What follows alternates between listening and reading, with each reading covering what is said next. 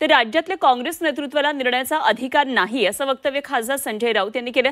राज ठाकरेंबाबत काँग्रेस नेत्यांनी केलेल्या या वक्तव्यावरून राऊतांनी हा टोला हाणलाय। आम्ही विचारधारेवर ठाम आहोत असं वक्तव्य हर्षवर्धन सपकाळ यांनी केलेलं होतं आणि त्यावरून राऊतांनी हे वक्तव्य केलेलं आहे।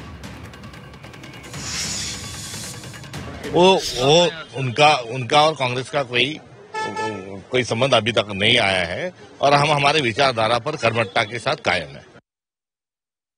महाविकास आघाडीमध्ये जर नवीन घटक यायचा असेल तर नक्कीच एकत्र बसून चर्चा करावी लागेल असं माझं म्हणणं आहे।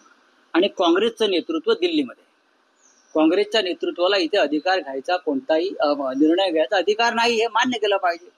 जसं अजित पवार किंवा आहे तुमचे एकनाथ शिंदे हे निर्णय घेऊ शकत नाही, त्यांचा निर्णय अमित शहा घेतात दिल्लीत।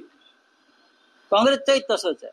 महाराष्ट्रात 3 पक्ष आहेत जे स्वतः निर्णय घेऊ शकत नाहीत। एक पक्षाचे अध्यक्ष खरगे साहेब आहेत, ते दिल्लीत निर्णय घेतील आणि दुसरे जे 2 पक्ष सरकारमध्ये सामील आहेत त्यांचा निर्णय अमित शहा घेतात, कारण तो त्यांचा मालकीचा पक्ष आहे।